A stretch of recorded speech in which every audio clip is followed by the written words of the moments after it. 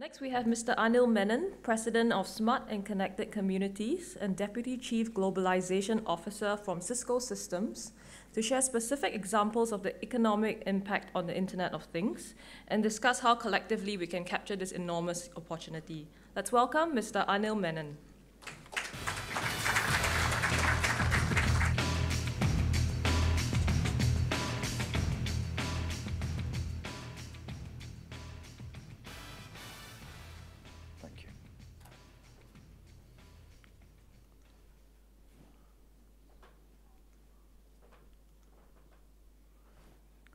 Good morning.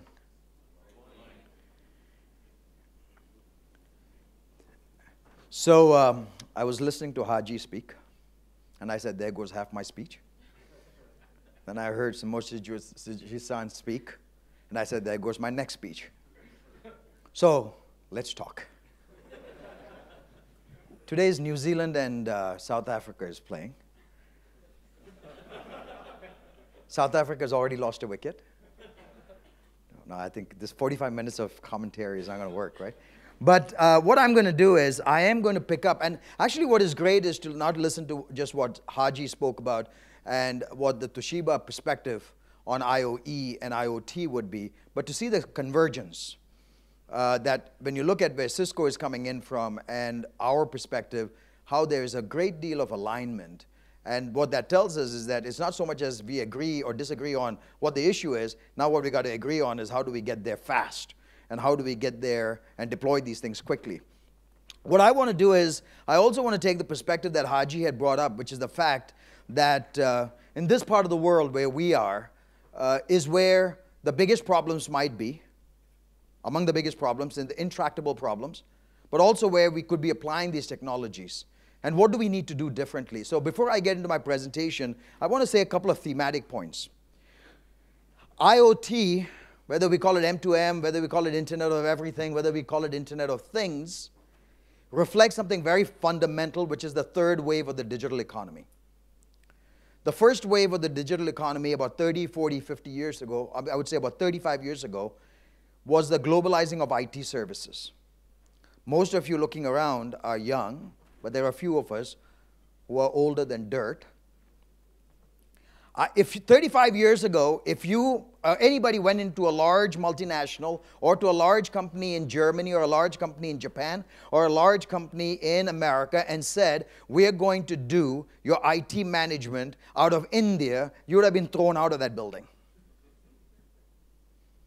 I remember in my old company where I was at IBM, in 1996, when I stood up to the executive board and talked about the future and talked about the emerging competitors and put up Wipro and Infosys, the head of services, who's the current CEO of the company, said, not going to happen. They can do AMS, but the high-end stuff is still going to be us. They had to reorganize because the world moved swiftly on the digitizing of IT services. Now you go to the second wave of the digitization of the economy. That was the globalizing of engineering services.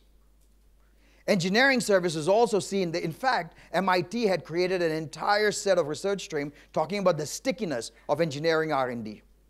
That engineering R&D had to be locationally bound and that you could not just do it outside of the labs. And I think today we can prove conclusively that engineering services has also become a global industry and has globalized. The third wave, and you saw that reflected in many of the things that you heard this morning, is going to be larger than the first two, which is the globalizing of urban services. And therein comes the whole point that we have, all of us in this room, we have learned everything is in time and space. The way the industries have been conducted, the way the industries have been organized is time and space. So when you think about urban services, cities, whether it's traffic management, whether it is pollution management, whether it is security, has been thought through within the context of a city, whether it's Adelaide, whether it is Melbourne in Australia, or whether it is Tokyo, or whether it is Kyoto. It's been considered in the economic constraints of a city and the political boundaries of the city. And today's reality, what I'm going to talk about, is that that is also going away to a global industry. Cities will be managed globally. And that is a $3 trillion new opportunity. So in order to do that, we have to reconceptualize the business models. What you have heard from the Toshiba presentation is technology is here. So why are we not deploying it? The biggest fundamental block for us in Internet of Things, or Internet of Everything as we call it, is the fact that business models and regulations are the two reasons why many of these things cannot be deployed, which requires a very concerted global effort. So I want to take that as one of the thematic points you will hear in my presentation. The other one, which is much more close to my heart, 33 years ago when I left India, those of you are wondering, you know, the tan, I went to the United States. I, have one, never thought I would go back to India as the globalization officer of an MNC, and India would be the global headquarters for globalization of an MNC. I never thought that would ever happen. In fact, when I was at IBM, again giving one example, I'll never forget that day when Sam Palmisano was standing up there with the stock prices going down of the IT companies, and he stood there weeping and crying and saying, "We come to IBM to change the world. You don't come to IBM to make money. You want to make money, go start a startup or go to India." I never thought I would ever hear the expression, "If you want to become rich, go to India." But this week, 3 companies in India, Flipkart, which was started just a few years ago, got a valuation of $4 billion. Snapdeal got a value, no, Flipkart is $14 billion. Snapdeal was $6 billion. And these are companies in India with valuations in dollar terms. So the opportunity exists in this part of the world, but we have to rethink the problem. When you consider India as the one, I just use India as an example. Indonesia could be just as applied. Malaysia could be applied. The fact of the matter is these are countries that are getting larger and getting younger. 60% of India is under the age of 27. In 2050, 60% of India will be under the age of 24. In contrast, Japan was already getting there, but will be over 40% of Japan will be over the age of 65. And it'll be 20% smaller in size. So how does the dynamics of globalization work in Japan or Germany versus in India and Indonesia? And therein comes that we have to rethink healthcare, we have to rethink education, we have to rethink manufacturing. And this is where I'm coming back to this point that Internet of Everything, we have to think of it in this terms. The industrial economy took off because of electricity. Electricity took away one dimension, which is time. You didn't have to work just when the sun came up and when the sun came down. The Internet of Everything takes away the dimension of space. You don't have to be at the location where you're creating value. You could be sitting somewhere else and be creating value globally. So where we are getting to is a new wave, which is space and time being transformed from a business point of view. So with that, you know, one of the things that we talk about at Cisco is we don't look at customer trends, we don't look at customer preferences, we look at market transitions. We look at major things that evolve and say, what are the major trends that are shaping the global marketplace? You already heard that here, but I want to tie that in to say that's why we talk about technology now has to focus on outcomes. Internet of Things is not about the things and about the connectivity or the open data, it's what are you going to do with it. If you think about the social demographics, and I'm going to show you some numbers that just kind of reinforce the points you've already heard. In many ways, my job is just to talk what everybody else has said, then sit down and look like as if I knew what the hell I was saying. Economics. The most interesting thing is that GDP, the GDP in absolute terms, has shifted from developed countries into developing countries or emerged countries. But yet, the dynamics underneath it has not changed much. And the last one is the mobility of the internet. The internet has become truly mobile, as many of us know that. But all of it comes back to our problems that we have to solve. Value creation, you heard we need 40%. You said 40% more energy. You said we need more storage, but we have only 7 zettabytes of storage. There are some capacity constraints. There are some physical laws at work. So we have to create value in a very different way. Talent. Mismatch of talent. You know, economists call it that asymmetry, which is the jobs are where the skills are not, and the skills are where the jobs are not. How do we manage those two? And then, of course, energy and access to healthcare. I'm just going to talk about healthcare because this is of a great deal of importance for me because it's a global problem. Look at the country of Tanzania. Tanzania has 43 million people, the highest birth rate in the world. or among the highest birth rate in the world. It's got also the highest infant mortality from heart and cardiac conditions. 150,000 infants, children, babies die a year from a heart condition. 150,000 a year. But in the entire country of 43 million, there's not one pediatric surgeon, there's not one pediatric radiologist, there's not one pediatric pulmonologist, there's not one pediatric specialty. How do you solve for that? So Cisco, for example, working with a startup with 2 Yale returned professors in Bangalore, created a company called Teleradiology that uses the digital network, immersive videos, and has primary physicians in Tanzania talking to experts and cardiologists and pulmonologists and radiologists in Bangalore, taking complete immersive, all the videos and all the information on x-rays and treating children. By the way, that company used the same digital platform to offer the services into America and has now become the #1 digital online remote monitoring and remote management of healthcare in America and got a valuation of $1 billion. The point is you have to rethink the business model. So this is some of the things that we're talking about when you put these 3 trends together. So let me just talk about and just show you some numbers, because numbers sometimes drive you. In 2000, 6% of the world was over the age of 65, but in 2050, 16%. US will go from 12% to 21%. China will go from 6% to 25%. Almost 25% of China will be over the age of 65. But then you go down and look at Singapore, which is 33% of Singapore will be over the age of 65. And Japan, almost 40% will be over the age of 65. Now, I will say this to you. Under the current conditions, 65 in a country that is basically a manufacturing-based country means the people who are supposed to be creating economic productivity goes away and now is using the productivity. However, we're also imagining that this is when people live 75, 80, 90 years old. By the time 2050 rolls around, the number of 100-year-olds and 120-year-olds will be common. So we have to rethink healthcare. And also rethink the regulations of when you retire and when you stop working.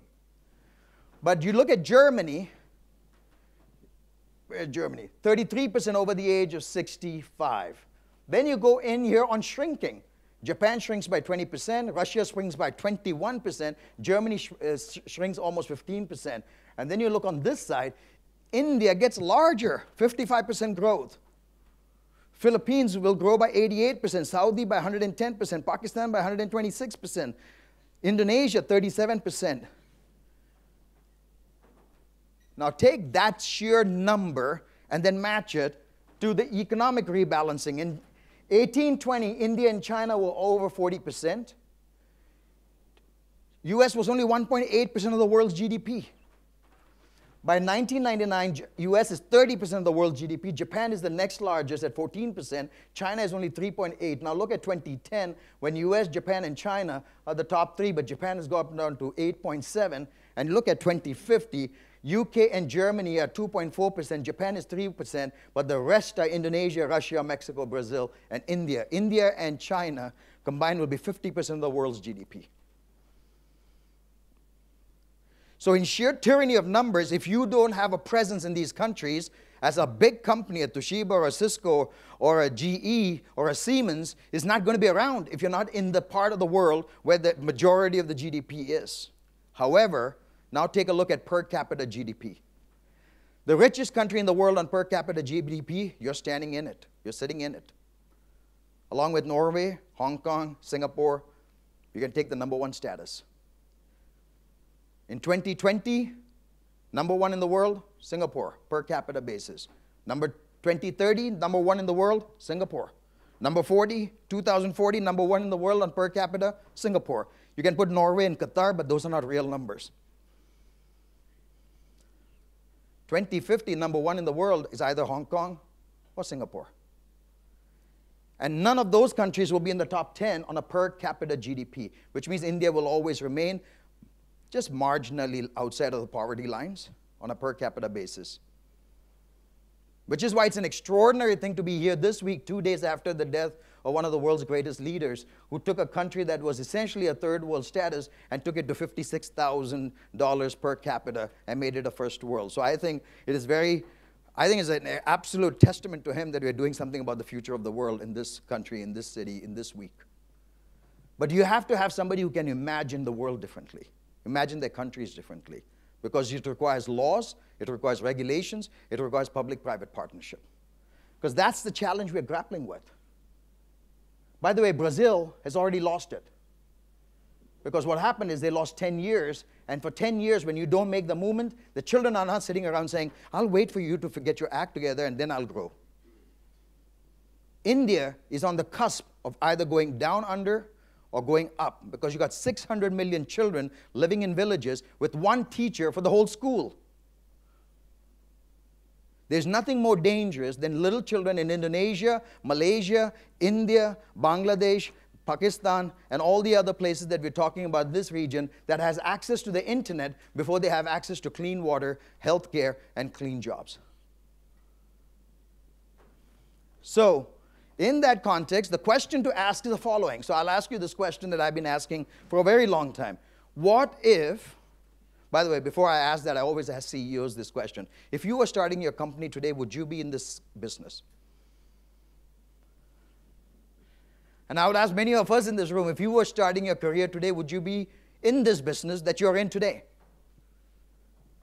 And if you're not, what are we doing to change the answer? The second question that is interesting is to ask this. If you had unlimited computing at a reasonable price, if you had unlimited storage at a reasonable price, if you had unlimited bandwidth at a reasonable price, if everything was connected to everything, would you do healthcare the same way?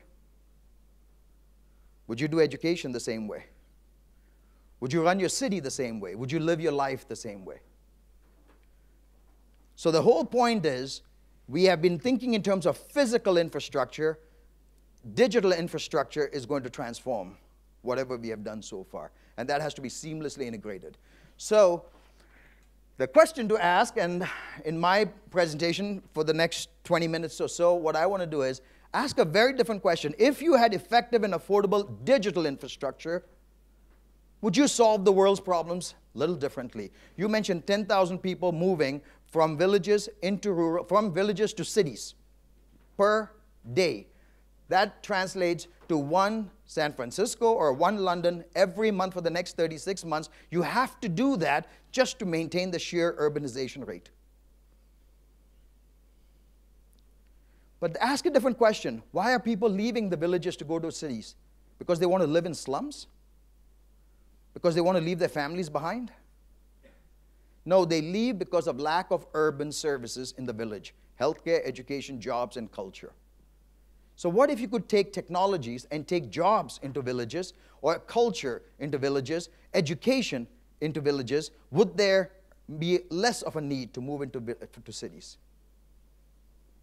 Can you urbanize? Can you bring urban services into rural areas? So the way we have to rethink is not IOE, but what questions do we need to ask, not what answers do we have from IOE.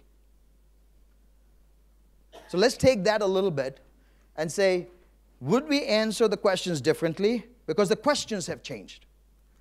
So the first question before I get there is the following. Just look from 1992 to 2014. Toshiba was other people who created these trends. $222 per MIP of computing down to 4 cents. All of us who do hardware business, we are not very excited when they see this. This is like a misery. You know, every day you go, you're taking a big ball, the ball just gets bigger and bigger. Price just keeps dropping. Computing and storage. 1 gigabyte of storage in 1992 was $569, and that has gone down to 3 cents, and that's actually going below to 0. Bandwidth, that's your bandwidth numbers. From $1,200 Mbps down to 63 cents Mbps in 2016. You put them all together with the fact that we talked about the 50 billion things that are connected, we now have essentially the makings of that digital infrastructure. We now have the makings of the digital infrastructure. The question is, are we going to integrate that seamlessly, not as an afterthought? Which means you have to rethink some of the business models and the way we organize things. I'll come to that in just a minute. But where it gets particularly exciting is that the internet is becoming video-based. The reason why we're loading, by the way, the game of death, right? I'm not a soccer guy. I'm a cricket guy. I was not a cricket guy till I went to India 3 years ago. Before that, I didn't have anything in my life. So this is at least something. But the point is, the game of death, for those of you who are big into World Cup and soccer, do you know during that game, Germany and, who? Tell me, come on, give me a help here, man. Brazil. Since none of you know, Italy, India. Those are the four, the finalists. Make it up. But in the game of death, people were watching online, and the download, Irving, was 7.6 terabytes a second. A second. That's why in 2012, the average 20 families in America loaded onto the network the same amount of data as the entire global network of 2008. In 2020, one family will load onto the network the same amount of data that transferred through the network in 2008. Why? Not because they're watching Gangnam Style, but because they're going to do education differently, they're going to do healthcare differently, and they're going to work differently, and because businesses will be different. Because video is the new killer app, because video, which is immersive, changes a lot of the things that we do. So let's ask a few of those things and tie it into what does this all mean? By the way, the explosion of applications, look at this. In 2007, there were 3,000. 2007 was the beginning, right? When iPad and iPod and everything came about. 3,000 total mobile apps. Today, there's 2.6 million. How do we know what's there in 2020? We have no idea. You know, I remember when people used to say, I'm going to listen to my music on my phone. I'm like, yeah, sure. And I was in IT. That was 4 years ago. Now I got Spotify on my phone. I'm walking around with Spotify, and my daughter's saying, Dad, oh my God. So this is where we are. It's an application economy, and how do we go? So everything in the life is becoming connected, all the way from the so-called wearable computing to little pills that have a camera in it that will take every measure of your body. The biggest internet is going to be us, each of us individually. Every day we're going to plow out terabytes of data. And then, of course, the baby. So I want to get, by the way, I want to say this last one. The picture, what is the most amazing is when you go into villages now, especially in India and in Indonesia and Malaysia, and of course, if you go to Africa, you're already seeing that with M-Pesa. People who actually decide which bus to get on to go to the market based on the numbers they're getting on their mobile phone. They're saying, okay, that market is giving us a little better price. I'm going to get on that bus and I'm going to take my stuff there. And it's absolutely fascinating to go to the bus stop, stand there and watch how many of them are looking. And they get on a different bus based on what they got on their mobile phone. So, however, only 1% of the world is connected. By the way, I just want to make this point. Why does Cisco come into this play? Why does Cisco get into this? Am I running out of time? Oh, okay. Anytime the person who's speaking is moving up there, I'm like, holy crap, have I run out of time? No, I got 20 minutes, so don't scare me, okay? Because I suffer from stage fright. I'm afraid to get off the stage.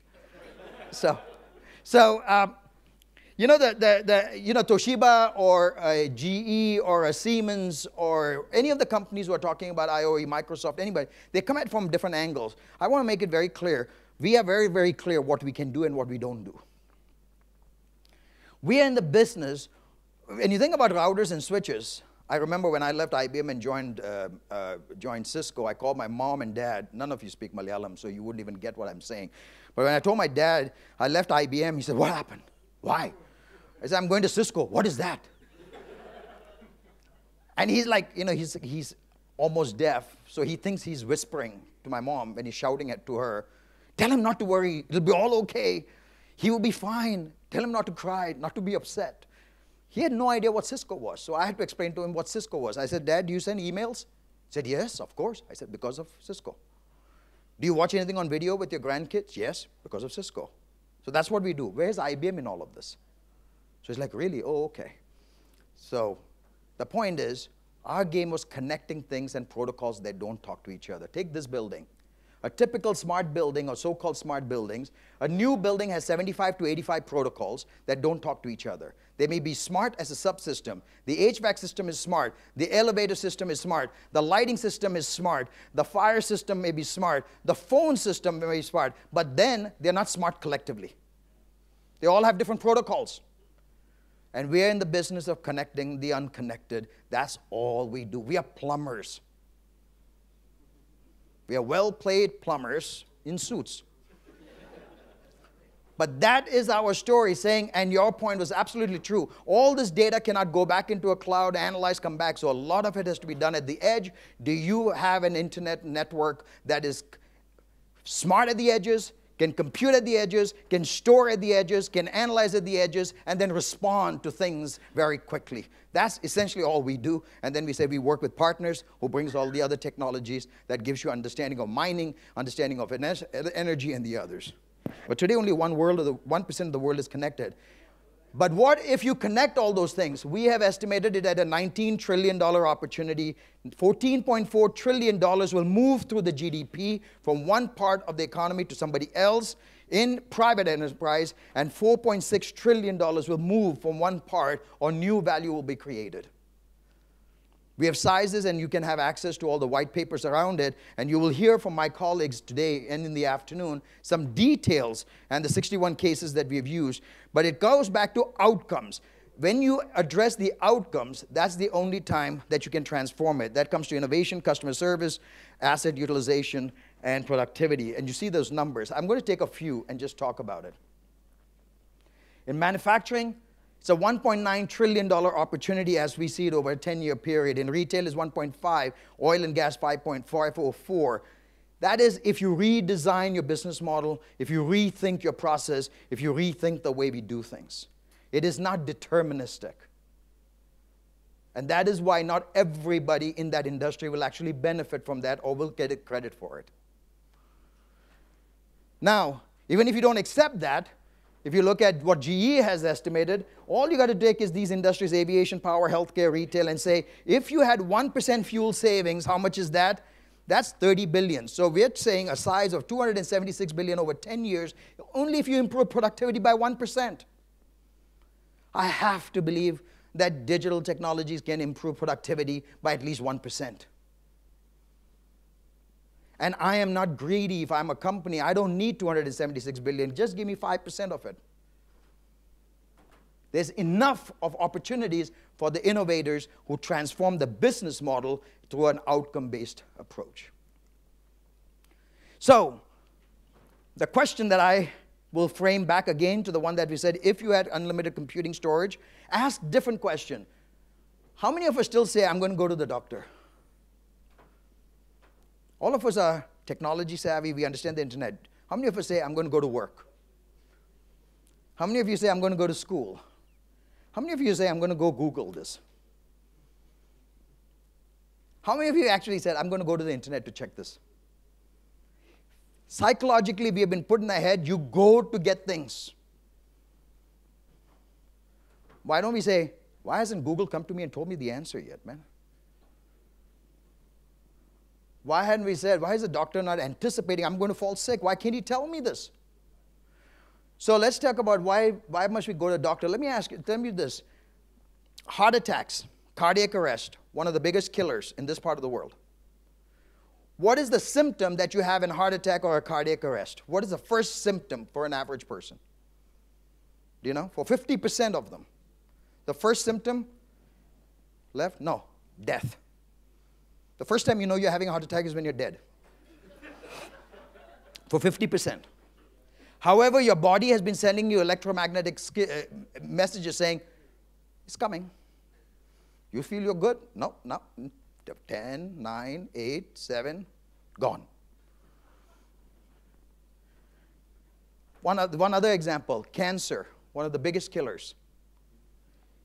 You detect cancer on an average in the 6th and the 7th year when it hits 100 million cells. 6 to 7 years. And by the way, most cancers are detected by accident. You don't go looking and you find it. And yet, cancer is a 0-1 problem. It's a data problem. If you have a pill that you can measure through your body and say there is a growth, and by analysis you can catch it at 50,000, 75,000, most cancers can be detected and cured. By the way, does anybody in this room think, or can you say that you're healthier today than you were yesterday? Or you're healthier now because of the breakfast you had? I had yogurt. I slept for 3 hours because I flew in and landed in Singapore 2 hours back. So I came and took a shower and said, I got to be healthy, so yogurt. Then, of course, I had sausages, but that's a different point. That's for energy. The other one is for health. This is for energy. But here's the point. What's our only measure? We have that scale. I stood on the scale this morning. I said, oh, man, I gained 1 more pound. Yet the scale doesn't tell us anything. But soon, because of that pill, you will get information on a daily basis. If you're going to be cancer prone, you'll know it before. If you're going to have a heart attack coming, a sensor will tell your phone, your smartphone, and tell the doctor. And the doctor will come and say, Anil, sit down, don't get too excited. We're just taking you into the hospital now. This is the world we're moving to. So here's the question we ask. Why do you need to go to the doctor? Our research shows that for 80% of a typical doctor's visit, the doctor doesn't need to touch you. The nurse or the paramedic may need to, but the doctor doesn't need to touch you. So then the question comes is, why do you need to go see the doctor if the doctor doesn't need to touch you? If you can put high immersive video technologies with digital technology, stethoscope, by the way, is still analog. So that is where we are today. Remote monitoring, remote sensing. By the way, one of the large healthcare companies, technology companies, not medical companies, technology companies, 1 million ICU patients in America, 1 million ICU patients in America are being monitored by doctors in Chennai. The beds are wired, censored, all the vitals are being monitored in the ICU in Chennai. When somebody's vitals go to a point of danger, they call, they digitize, they send a signal to the nurse and to the doctor at the desk saying, please go check on room number 16. Why? Because there's a shortage of nurses in America, and there's a shortage of doctors in America in rural and second-tier cities. Singapore water management and water leaks are being monitored out of Tel Aviv in Israel. In Adelaide, same thing, out of Adelaide, out of Tel Aviv. It's not somebody walking around looking for water leaks in the city as it used to be. So, in 95% of the countries, you heard that number, the cost of healthcare is higher than inflation. In 95% of the countries, it's not sustainable. An increasing number of people are just not being covered. So the question to ask is, if you rethink healthcare and actually go from health, there is no such thing as healthcare anywhere in the world. You have death care. By the way, if you're completely healthy and you go to the doctor, what are you called? Patient. If you're very sick and you're dying, you go to the doctor, what are you called? Patient. There are no two names for a healthy wellness patient and the others. Healthcare as an industry had to transform. But shorter diagnosis, faster diagnosis, electronic patient, these are the things that are going to come about. But the question has to be different. What if you delivered near zero unplanned downtime? You already heard that from the Toshiba presentation, but 1% improvement in equipment effectiveness is 3 to 4% in profitability. And that's a $1.9 trillion value at stake. Not opportunity, value that moves around. You'll hear more this afternoon. Mining.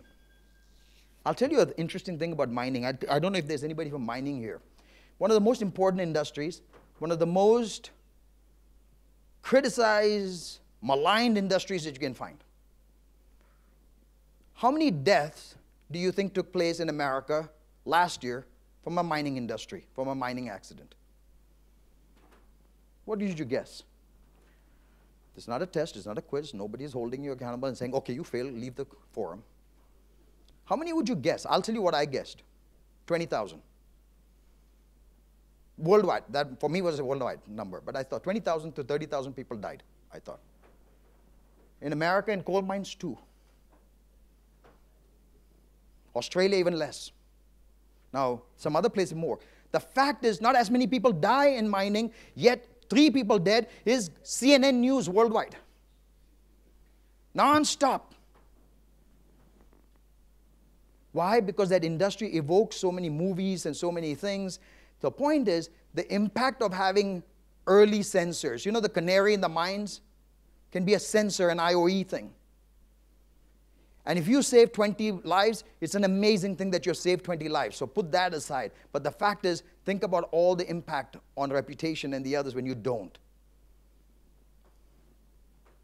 So this is one of the big areas that we save value at, because mining is not going to go away overnight, 4.7 million.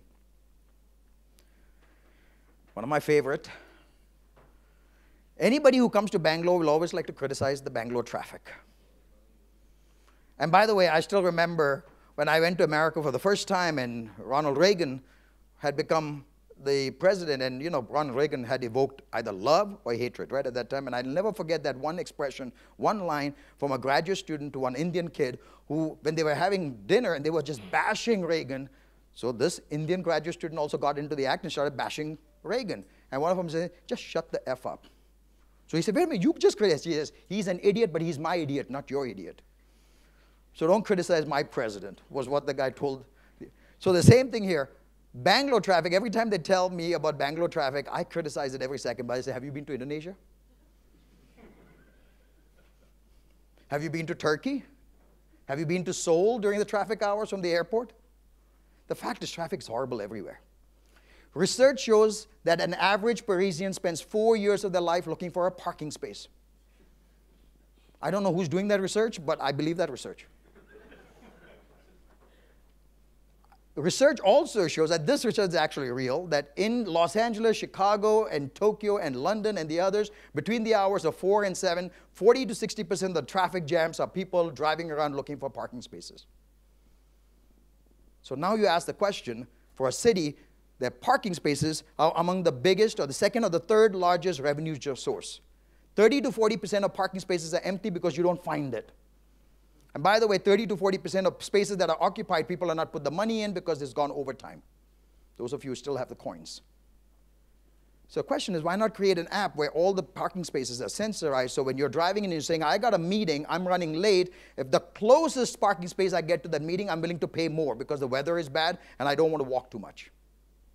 Or I got here early, which means I'm willing to walk for 20 minutes, give me a space that's a little farther away, I'm willing to pay more or less, but I can walk. That generates an entire new source of income because you have changed the parking construct. So why do we have traffic? What if you could boost the road capacity and efficiency by removing people who are looking for parking spaces? What if you didn't have? In Amsterdam, the downtown area was so crowded that we went back and did research, that is our consulting group, and found that the majority of people were going in for government services at a particular time. I collect pens. So every time I go to KL, I always go to my dealer.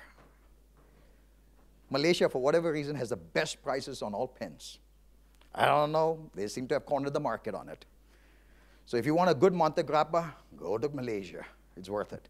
So I went to my dealer and I told him, hey, I'm staying here. I got 2 hours of break. Can I come? He said, what time? I said, about 12 o'clock. He said, no. It's going to be like 3 hours to get here. Come at 9:30 or some others. He told me it's all because of banking transactions. Well, if the cause of traffic is because of banking or government services, what if you took those services to other parts using digital technologies? Would you have less reasons to drive in at the same time? That's what we did in Amsterdam, lowered the traffic cost by 30, instead of having to do congestion pricing and all the other stuff that we have tried. So ask different questions, and then we find that $4.8 billion of traffic, 4.8 billion hours is lost because of traffic delays, which is a loss of 101 billion in the US alone. You can multiply it. And that is where we come up with the value at stake at 347 billion. My favorite. Education.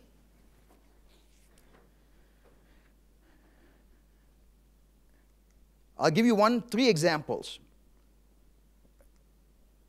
In Pennsylvania and Ghana. Ghana is the coffee plantations for Pennsylvania, which is Hershey, chocolate. Cocoa, sorry, not coffee. What we have done working with the Hershey Foundation is put telepresence in Hershey, Pennsylvania, where the teachers are teaching the American kids and at the same time teaching kids who are working on Ghana cocoa plantations. After they work on the plantation, they come to classroom and they get the training from the same teacher. Now let me ask you, after 15 years, do you think that African child would be seen as a foreign child by the child in Hershey, Pennsylvania? They've grown up together. They work together. And in Ghana, who doesn't have access to great teachers, they have access to that. In Songdo, you mentioned Songdo. This is the city that we have built in South Korea, helped work on the digital side. By the way, in Korea, you know how much is spent a year on just English tutoring? 15 billion. 500,000 families have either a father or a mother not living with the family in Korea, but with a child in an English-speaking place for them to learn English. 3% of Koreans' GDP is based on tutoring, English, science, and math. Question is, they are very comfortable if you do that in a remote manner. And there's a new thing that we have created in Los Angeles and Michigan by teachers who are underemployed are teaching kids in Korea. By the way, kids in India are learning music and French and English. I guarantee you there's an underemployed English speaking with a British accent in England who can make a crap load of money by putting up an online video digital technologies to kids in India, China, and Indonesia. We need different business models. Beijing, of course, takes everything to the new extreme where they put a woman in the space and they have some teach science.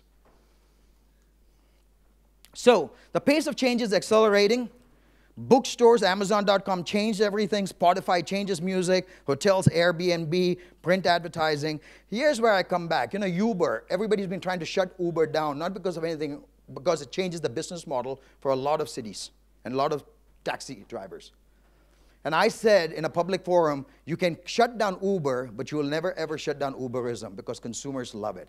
Anything that where consumers love it, government will never be able to stop it if you're a democracy.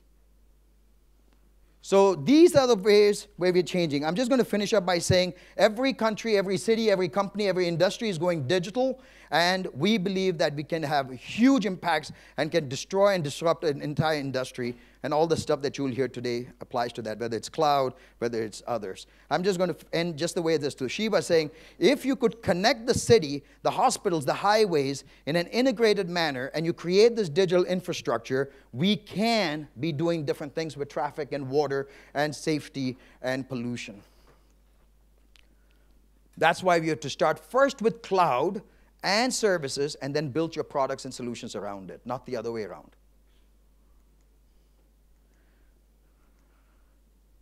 So, where are the numbers?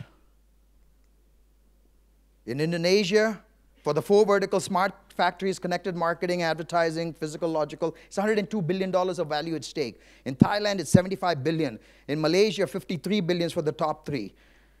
Singapore, $48 billion of value at stake that can just move and ready to be moved. Philippines, $36 billion. Vietnam, $25 billion. And then, of course, the ASEAN other countries, $21 billion is combined. And then Japan has $761 billion. That is larger than all the others. But it is not deterministic. That's why I have to keep saying, we're not talking about market opportunity here. It's a value at stake. Value at stake only happens if you do some things that goes and exploits and captures it. So let me finish. 1 minute, 30 seconds. I'm going to finish by saying, is this a new dawn or is it a false beginning, like Y2K?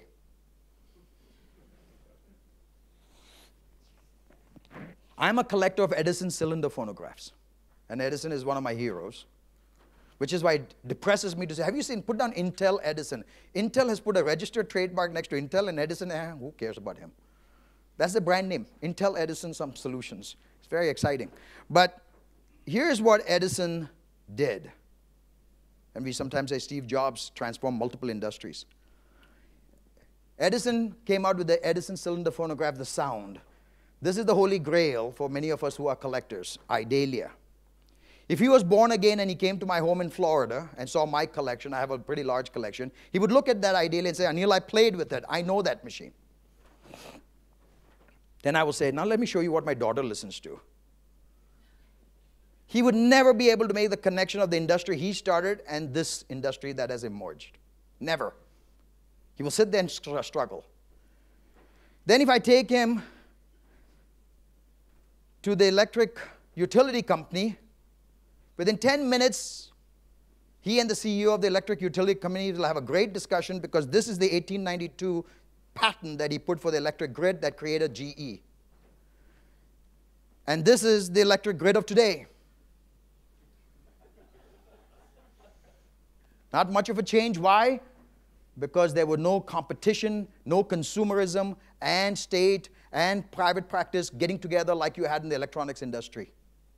No changes in the business model. It is changing now. So the answer should be IoT opportunity is only happen if you say, will we address our company's problems, our industry problem, our city problems in absolutely new ways by framing the questions differently. 9 seconds over. Record for me. Thank you. Thanks. Oh, there are questions for me. So Anil, since you have sausage for breakfast and you have enough energy, so we're going to keep you on stage to take one question that we have received from the audience. Can you give some examples of Cisco efforts in helping cities, right, to address healthcare, education? Cities. Yeah. Cities. Cities. So, was that written by somebody who knew who had? Is that the question I wrote and gave you? Oh, okay. Thanks for the money. Yeah, thanks for the money. Thank you. Yeah. Now I know how Singapore's per capita is 56,000. I got this. I'm getting this hang of this now. I'm learning this. Now, but one of the things that I focus on, one of the hats that I wear is I run Smart Connected communities globally for Cisco. We started this about 6 years ago with Songdo and Barcelona and the others. So we have about 126 cities that we work with globally. We choose 126. We turn down more cities than we actually choose. It's about an average of 10 cities to every one city that we choose. And the reason, and I'll tell you the cities that we work with. We work with Copenhagen, we work with London, we work with Rio, we work with Barcelona, we work with Skolkovo in Russia, which is kind of in a shaky stage right now, but we work with Chongqing in China, and then of course in Korea with Songdo, and now with Busan. We are going to work with Busan. And Jakarta, we have started a little bit, and we want to expand. My big passion is I want to do more in emerging markets, because I think that is where the problems are, and that is where the opportunities are. And to me, that's more interesting too. So those are some of the cities. We call them iconic. So we have Dubai. Our IoT World Forum is going to be at Dubai. When you come to Dubai, you will see it to be all the kinds of technologies that we talk about we have deployed there. I look for 5 things. And there's a reason why it's a 10 to 1 or even more than 10 to 1. I look for 5 things. One is sheer visionary leadership. Is the city management and the mayors and the others thinking very differently about what their cities are going to be 50 years from now? And most importantly, are they capturing the soul of the city and restoring that? Great cities have a great soul. Even cities that are tough to go to, Mexico City or Bombay or any of the others, people love it because of the vibrancy, because there's a soul in Calcutta, or in Kuala Lumpur, or in Jakarta, or in Istanbul. Second, I look for is global standards. These cannot be as a systems integration project. No 2 cities have the same standards. The reason why 2 doctors, one sitting in Jakarta and one sitting in India or sitting in the US, can talk, because when you send them a picture of a lung, he doesn't call it a liver. But you take 2 mayors together, they don't have the same standards in the same state. Third is smart regulations. Most of the regulations, like that exit sign, why do we need that exit sign? But you won't get a building permit unless you have that. That's $60 each. So many regulations don't fit with the digital world. We need to change it. And so these are some of the things that we are trying to do. You know, we talked about what we're trying to do in Surabaya, what we're trying to do in Busan, what are we trying to do in Vietnam. In Vietnam, we are working with trying to figure out the new transportation models and the model hub. You know that, Haji. So those are some of the things we're doing. These are the pilots. So that's the third, smart regulation. Fourth and the fifth are where most of the cities fall apart. Public-private partnership. True public-private partnership. No government can fund it. No private enterprise on its own can do it. It has to be true public-private partnership, and that is where I have not seen the best use. Governments are suspicious of private enterprise, especially in this part of the world, and that has to change, and private enterprise looks at the government just to avoid risk, and that has to change too. So we need true business model changes, not the 30-year concessions. And the last one is true ecosystem of innovation. Without local innovations for applications and solutions in a vertical, you can't get smart cities in a place. You have to build that local engine of innovation and growth. So those are the 5 things. So what we do is we come in with innovation centers, like we have done in Australia, that we have done that in Korea, that we are discussing in India, we are discussing elsewhere. So innovation engine, creating a talent pool, creating the entrepreneurial spirit is what we need. And that's the things we have done. Thank you, Anil. We actually had 6 questions for you, but I don't think we have time. But Anil will still be hanging around with us, so feel free to always address hanging any around. questions you have with Anil. Thank you. Thank you.